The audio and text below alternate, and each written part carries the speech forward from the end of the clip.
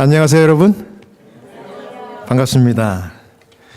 오늘은 교회 시리즈 그 두 번째로 은혜로운 교회라는 제목으로 하나님 말씀 증거하겠습니다. 먼저 우리 고린도후서 4장 15절 말씀을 우리 다 함께 읽겠습니다.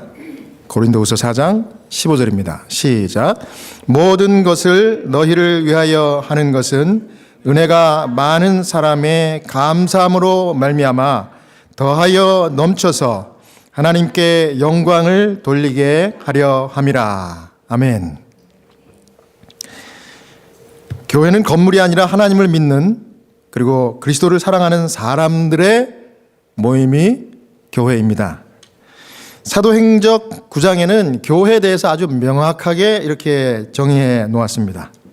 교회는 사람을 구원하기 위해 하나님께서 세우신 기관이다. 우리 화면 보여주세요.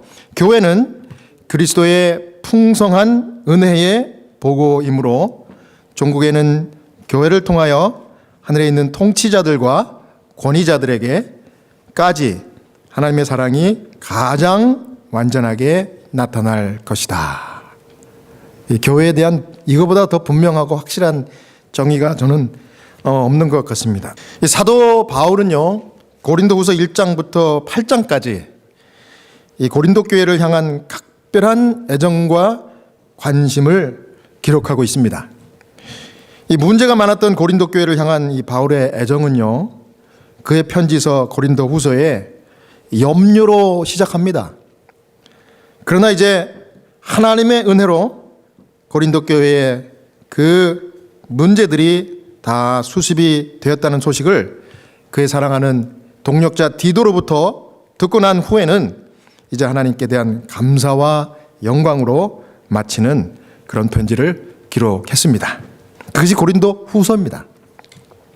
저는 오늘 이 시간에 이 바울이 가지고 있었던 고린도 교회를 향한 애정 그리고 그 관심의 글을 이 고린도후서 1장부터 8장까지 있는 몇몇 말씀들을 살펴보면서 바울이 정말 개인적으로 바랬고 또 하나님께서 여전히 지금도 우리를 통하여 보시기를 원하시는 은혜로운 교회, 이 은혜로운 교회는 어떤 교회인지 오늘 이 시간에 잠깐 살펴보고 은혜를 나누고 싶습니다. 첫 번째, 은혜로운 교회는요, 근심하는 신자들이 넘쳐나는 교회가 은혜로운 교회입니다. 고린도후서 2장 13절이죠.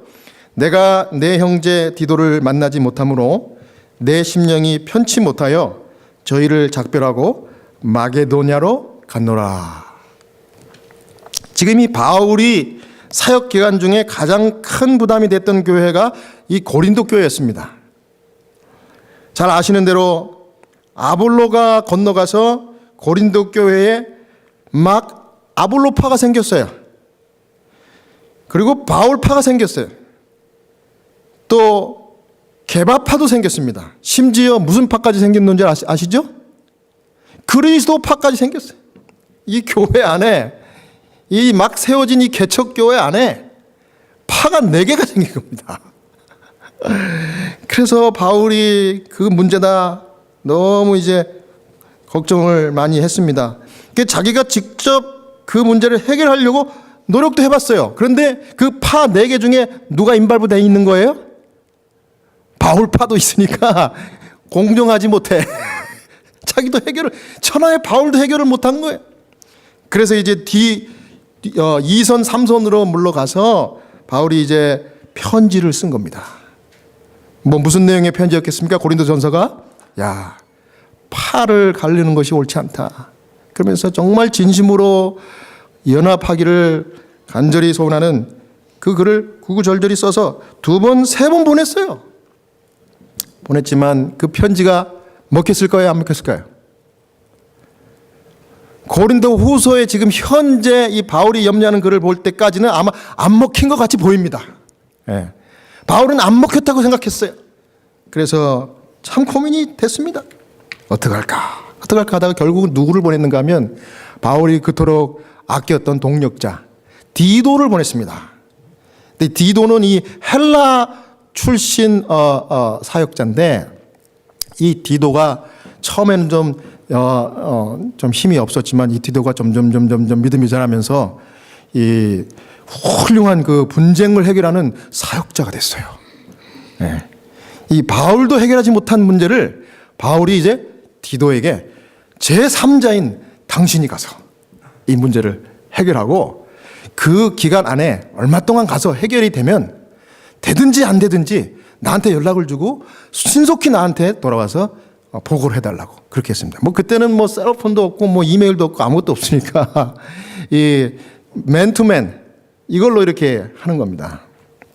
그래서 이제 파송을 했어요. 그런데 여러분 디도가 약속한 그 날짜에 왔습니까 안 왔습니까? 바울에게 돌아오지 않았어요. 그 안에 무슨 편지도 없고 아무 연락이 없는 거예요.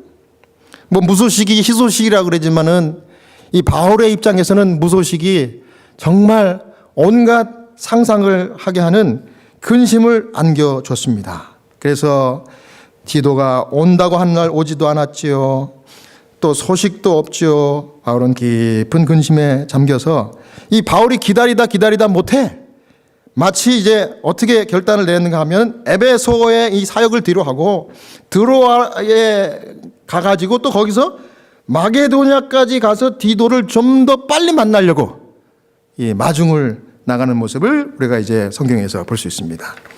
그러면서 이제 제가 방금 읽었던 말씀이 내가 내 형제 디도를 만나지 못함으로 내 심령이 편치 못하여 근심이 된 겁니다.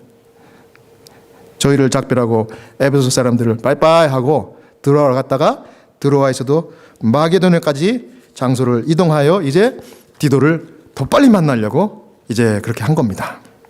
이 바울은 이 고린도 전서라는 자기가 쓴 고린도 교회 편지를 통해서 이 문제를 수습하기 위해 권면을 보냈고 또 디도까지 직접 보냈지만 예상보다 지체되는 일로 인해서 온갖 염려와 근심을 하면서 기다립니다. 그래서 이 고린도후서 7장 5절에 보면은 얼마나 괴로웠으면은 몸이 다 아픈 겁니다. 여러분 이 정신이 괴로우면은 몸도 아프죠. 네. 그런 현상이 벌어졌어요. 그래서 고린도후서 7장 5절에 보니까 우리가 마게도냐에 이르렀을 때에도 우리 육체가 편치 못하고 사방으로 환난을 당하여 밖으로는 다툼이요 안으로는 두려움이라.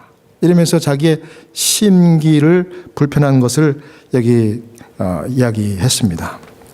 여러분 그러면서 이 바울이 어떤 심정까지 가졌는가 하면 야 내가 직접 가서 해결하려고 했어도 또 우리 바울파가 있어갖고 이거 뭐 중립이 아니다 뭐 이래갖고 나를 배척했는데 내가 2선 3선으로 물러나서 강력한 이 권면의 편지를 보낸 것이 연락도 없는 거 보니까 이 사람들이 완전히 더 화가 났나? 야 이거 내가 편지를 안 보내만 못했나? 이런 걱정까지 한 겁니다. 여기 사도행적이 그 심정을 이렇게 기록을 했습니다. 사도행적 324페이지에 혹시 자기의 권면과 권고가 오해받은 것은 아닐까? 때때로 깊은 슬픔이 그의 영혼을 휩쓸었습니다. 이렇게 기록했습니다. 바울은 열정은 있었지만 이걸 볼 때 한편으로는 좀 소심했던 것 같아요. 그리고 좀 민감한 센시티브한 그런 캐릭터가 아니었나 추측도 해봅니다. 그래서 아마 베드로하고 한번 크게 싸운 적 있죠. 여러분 아신 대로 베드로는 즉흥적이고 다혈질입니다. 근데 바울은 조금 더 센시티브했던 것 같아요. 근데 편지에 대한 답장도 없죠. 해결사 디도마저도 깜깜무소식이죠. 늦어졌죠. 그러니 뭐 고민하다가 너무 괴로워가지고 몸살이 났어요. 육체가 아팠다 그랬어요. 육체가 편치 못. 이럴 정도로 근심과 염려에 쌓여가지고 자신까지 자책하고 아이고 내가 좀 부드럽게 편지를 쓸걸 이러면서 후회를 한 겁니다. 이거는 제가 이제 이 말씀을 준비하면서 이 목회자의 입장에서 생각을 보니까 참 제가 이해가 잘 됐습니다. 여러분 여러분들은 목회자가 아니시기 때문에 잘 모르실 수도 있는데 우리 목회자들은요 어쩔 때는 정말 필요하기 때문에 이 말이 이것을 듣는 신자들이나 성도들에게 상처가 될 줄 알면서도 해야 될 때가 있어요. 왜냐하면 하나님의 뜻을 바르게 세워야 하니까.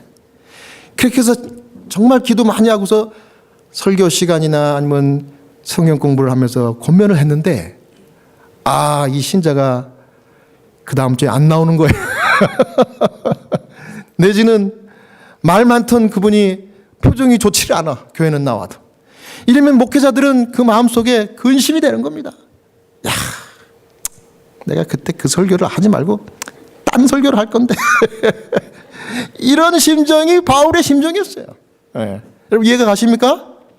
네. 그래서 바울이 너무 괴로워가지고 아주 몸살이 난 겁니다. 몸살이 났어. 주님, 디도를 좀 빨리 보내주십시오. 뭐 이렇다 저렇다 얘기라도 들어야 내가 좀 속이 풀릴 텐데. 마침내 고린도후서 7장 6절에 누가 왔습니까? 하나님께서 디도를 보냈어요. 바울에게. 그러나 비천한 자들을 위로하시는 하나님이 디도의 오므로 우리를 위로하셨으니. 자기가 교회를 위해서 염려하고 정말 비천하다는 표현까지 쓸 정도로 참 괴로웠는데 하나님이 그걸 헤아리셔서 마침내 디도를 만나게 하셨다 그러면서 감사를 여기 표현한 겁니다. 나를 위로하셨다. 그런데 디도가 왔는데, 기다렸던 디도가 왔는데 좋은 소식을 가지고 왔어요. 무슨 소식입니까? 그동안 고린도 교인들 사이에 일어났던 놀라운 변화의 소식이 즐거운 소식으로 바울에게 도착한 것입니다. 여러 파당이 있었던 것이 완전히 다 없어졌대요. 디도가 평정한 겁니다. 얼마나 기쁜 소식입니까? 그리고 거기다가 추가로 바울이 들었을 때 더 감격한 그 소식은 뭐냐면, 뿐만 아니라 많은 고린도 교회 사람들이 바울의 편지 가운데 들어있는 교훈을 받아들이고 그들의 죄악을 회개했다는 소식을 디도를 통해서 들은 것입니다. 교회 안에 정말 크고 작은 파당들이 이젠 다 사라지고 더 이상 하나님의 교회가 비난받지 않도록 정말 신자 한 분 한 분들이 다 경건하고 신실한 가마를 끼치는 회개가 일어났다는 소식을 가지고 디도가 늦었지만 온 것이 하나님의 은혜였습니다. 할렐루야. 네. 그래서 너무너무 반갑고 감사했어요. 위로하신 하나님. 여기 제가 다시 한번 고린도후서 7장에 있는 말씀입니다. 9절입니다. 내가 지금 기뻐하면, 지금 누가 기뻐하는 이야기예요? 바울이 이 기쁜 소식을 듣고, 내가 지금 기뻐함은 너희로 근심하게 한 까닭이 아니요 도리어 너희가 근심함으로 회개함에 이른 까닭이라. 너희가 하나님의 뜻대로 근심하게 된 것은 우리에게 아무 해도 받지 않게 하려 함이라 그랬습니다. 지금까지는 자기가 근심했는데 지금 다시 기뻐하게 된 사실은 뭐냐면, 너희가 오히려 근심함으로 회개했다는 소식을 듣고 내가 더 기뻤다. 여러분, 하나님께서 하나님의 종들이 하는 근심을 다 지켜보시고 있다가 그 근심이 변하여 회개가 일어나게 하시고 그 회개로 인해서 근심이 기쁨이 되게 하신다는 사실을 여러분 아셔야 합니다. 이게 은혜예요. 그래서 하나님의 사역을 하다가 갖게 되는 근심은 오히려 기쁨의 원인이 된다는 것입니다. 제가 세미나리 졸업할 때 한 교수님이 이제 세미나리 졸업하고 바로 이제 목회를 나갈 저희들에게 뼈 있는 말 한마디 하셨어요. 지금도 기억합니다. 이게 벌써 몇 년입니까? 20년, 2005년이니까 15년 전이죠. 이렇게 얘기했습니다. 제군들, 자네들이 목회를 하러 이제 현지로 나갈 텐데, 목회라고 하는 것은 바로 이런 것이라는 사실을 항상 명심하면 목회가 보람있고 즐거울 것세. 목회란, 귀를 쫑긋대고 들었습니다. 욕먹고 말 들으면서도 성도들을 염려하는 직업인 것을 당연하게 받아들이기를 바라네. 뭐라고요? 목회란 욕먹고 말 들으면서도 성도들을 염려하는 직업이라는 것을 당연하게 받아들이길 바라네. 이 목회에 대한 아주 요약을 확실하게 해주셨어요. 그래서 저희가 그 얘기를 듣고 힘든 목회를 할 때마다 같이 우리 졸업했던 우리 세미나 학생들이 지금은 뭐 다 안수 목사가 돼가지고 교회를 잘 섬기고 있는데 참 신실하게 바울처럼 그렇게 사역을 하고 있어요. 당연하게 생각하는 겁니다. 당연하게. 그 목회할 때 한마디 더 하더라고요. 목회하고 나서 몇 년 지나면 흰머리가 많이 늘 거야. 여러분 제가 흰머리 없는 줄 아시죠? 흰머리 가만히 살펴보면 여기 흰머리 굉장히 많습니다. 근데 이거는 당연한 것으로 제가 받아들였기 때문에 제 흰머리를 안 뽑아요. 아니 제 와이프는 유전적으로 흰머리가 없는 집안인가 봐. 거기는 저보다 한 살밖에 안 어린데 제가 이제 미국 나이로 52거든요. 저보다 한 살밖에 안 어린데 흰머리가 안 나. 어느 날 갑자기 큰일 났대요. 제가 달려가 봤더니 우리 와이프가 하는 얘기가 여보 여기 흰머리 있어. 흰머리. 그래서 흰머리 뽑아줬어. 근데 저는 흰머리가 많아요. 흰머리가 많아. 근데 제가 그 흰머리를 안 뽑습니다. 왜? 목회자는 욕먹고 말 들으면서도 성도를 염려하는 직업이 당연하기 때문에 그러면서 난 흰머리는 이게 흰머리가 아니라 하나님 주신 뭐다? 상이다, 훈장이다. 그래갖고 흰머리를 염색도 안 하고 잘 지금 간직하고 있습니다. 여러분 제가 훈장 많이 받은 것 같아요? 아멘. 아멘 하신 분도 흰머리 좀 많이 나길 바랍니다. 우리 집사람이 우리 교회를 젊지만은 참 염려하고 진실하게 섬기고 있어요. 그래서 그런지 얼마나 볼 때마다 제가 마음이 편안하고 마치 디도를 보는 것 같아요. 해결사 디도, 바울도 못했던. 여러분 오늘 디도가 우리 교회 안에 있는 것에 인해서 감사하시고 여러분들도 디도와 같은 그런 하나님의 신실한 그런 종 되시기를 바라겠습니다. 자, 고린도후서 7장 6절에 이런 말씀이 있습니다. 하나님의 뜻대로 하는 근심은 후회할 것이 없는 구원에 이르게 하는 회개를 이루는 것이요 세상 근심은 사망을 이루는 것이니라. 자, 저는 이제 이 근심에 대해서 여러분 교회가 은혜로운 교회가 될 수 있는 비결은 첫 번째 아까 제가 뭐라 그랬어요? 교회 안에 근심하는 자가 많은 교회가 은혜로운 교회예요. 근데 이 그리스도 안에서 유익한 근심이 두 가지가 있어요. 이 성경 말씀 고린도후서 7장에 있는 말씀을 가지고 제가 정리를 한 겁니다. 두 가지인데 첫 번째 뭐냐면 여기 고린도후서 7장 중에 하나님의 뜻대로 하는 근심이라고 그랬거든요. 근데 이 하나님의 뜻대로 하는 근심은요 유익이 되는 근심이에요. 그거는 바로 염려라는 근심입니다. 염려. 그래서 더 이해가 쉽게 하려고 제가 이것의 가장 근사한 영어 단어를 찾은 것이 세 가지인데 concern, 염려하는 거죠. 상대방을 불쌍히 여기는 거죠. 챙기는 거예요. 그 다음에 care, 돌보는 거죠. 그 다음에 상대방을 support.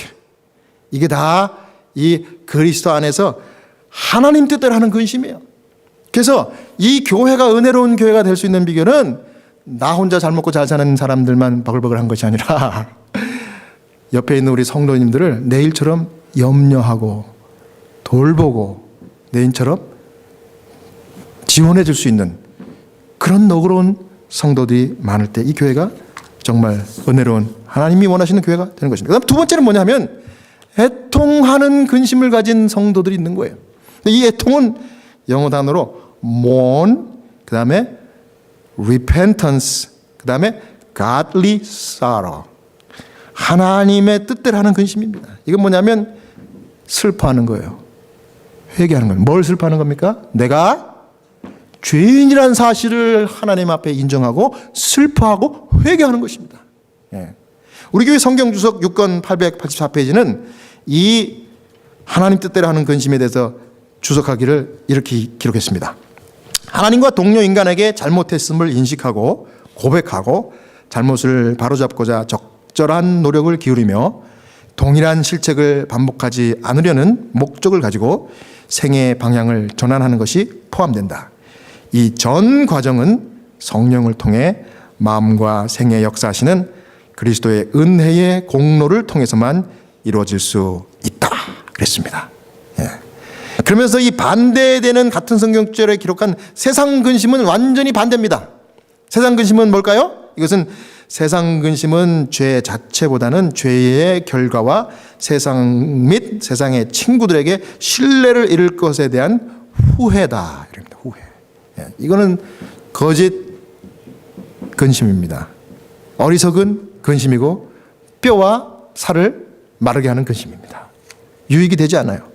그래서 우리는 이 교회 안에 바울과 같이, 그 다음에 회개한 고린도 교회 성도들과 같이 서로를 염려하고 감싸주고 서포트하며 또 자신의 죄가 드러날 때 숨기지 않고 정말 근본적으로 하나님 앞에 죄를 용서를 구하여 회개하는 이런 애통하는 자들이 많아지면 이 교회는 하나님의 능력과 은혜로 정말 차고 넘칠 줄로 저는 믿습니다. 네. 이게 하나님께서 우리에게 원하는 것이고, 두 번째는 하나님께 영광 돌리는 신자들이 뭐하는 교회다? 넘치는 교회가 은혜로운 교회다. 그렇습니다.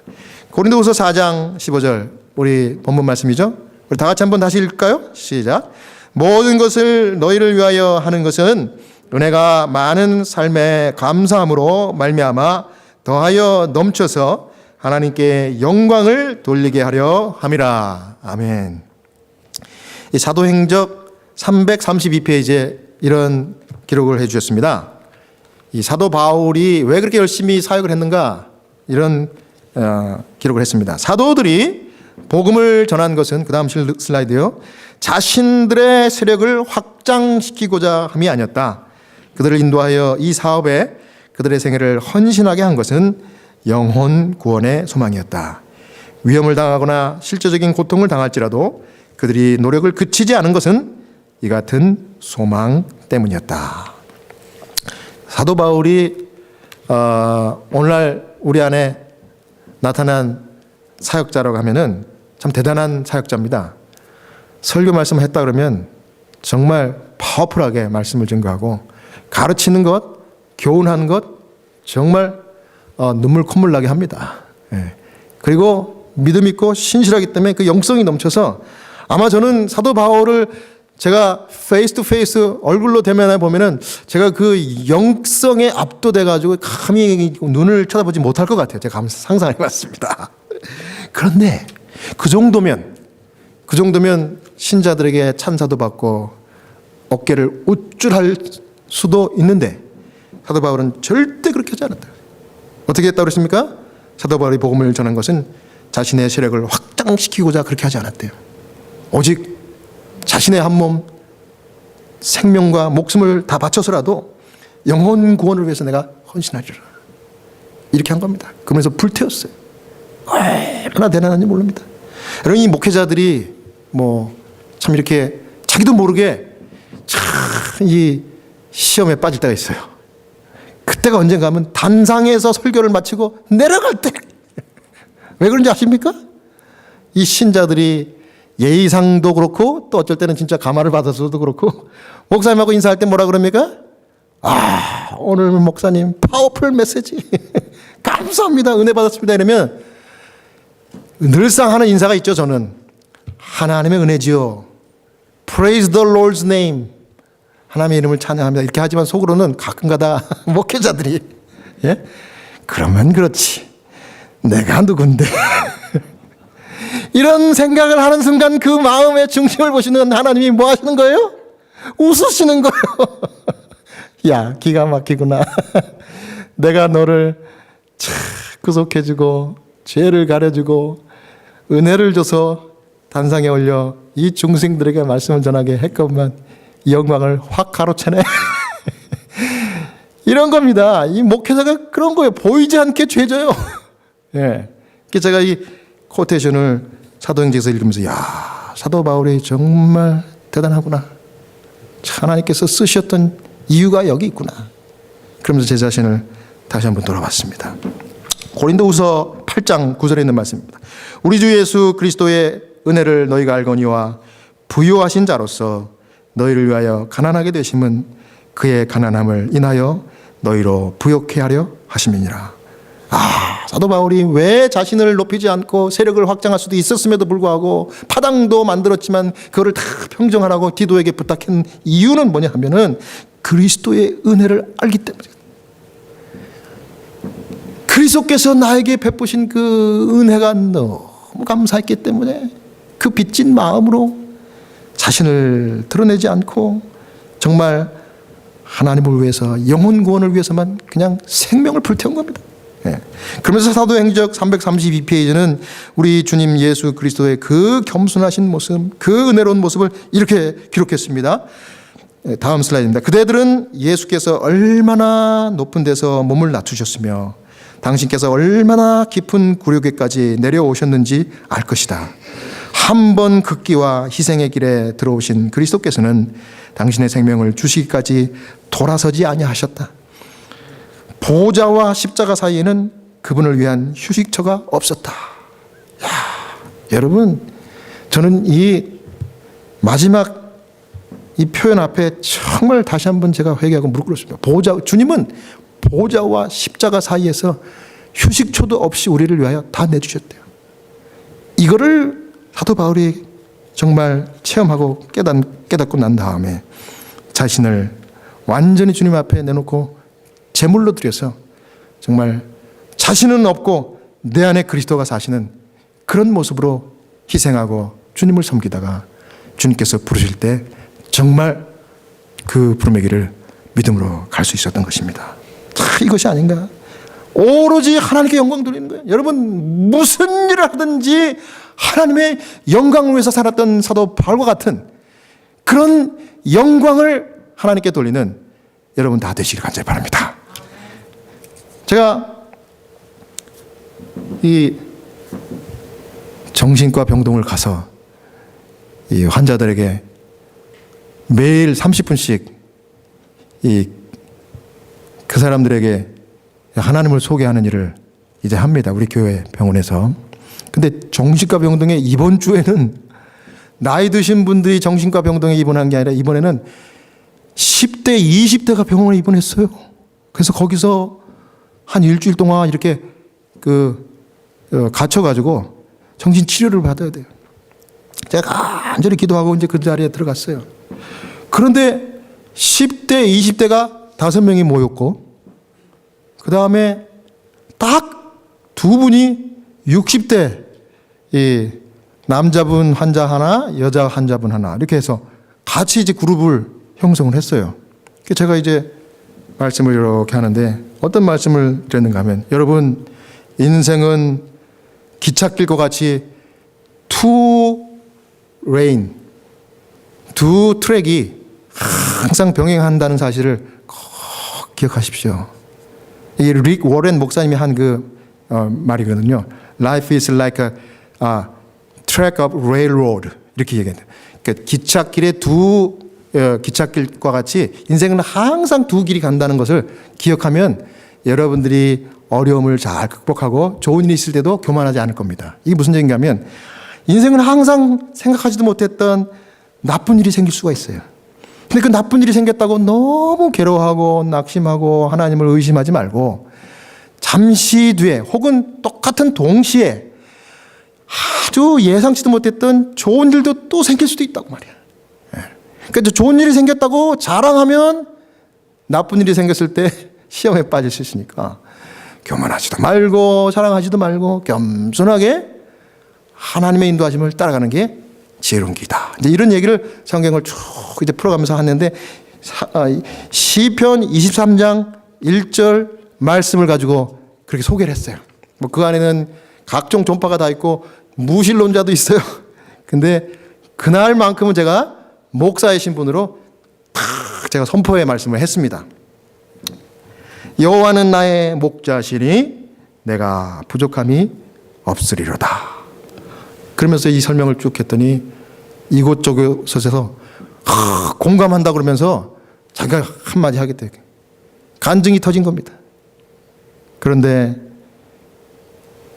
지난 6월 달에 정신병동에 입원했다가 자기가 이번에 또 다시 들어오게 돼가지고 자기가 너무 괴로워 죽겠다고. 그래서 내가 물어봤어요. 그 19살짜리, 21살입니다. 죄송합니다. 21살짜리 백인 우리 여자 환자였는데, 왜 그렇게 실망스럽냐고 그랬더니 지난번에도 그렇고 이번에도 그렇고 또 정신병동에 들어온 이유가 내가 이 디프레션, 우울증이 있어갖고 내가 자살을 하려고 했다고. 그래서 우리 엄마가 나를 이곳에 입원을 시켰다고. 그러면서 이제 막 울먹울먹하면서 하는데 제 얘기를 들으니까 너무 괴로워하고 내 신세만 한탄할 게 아니라는 걸 깨달았대요.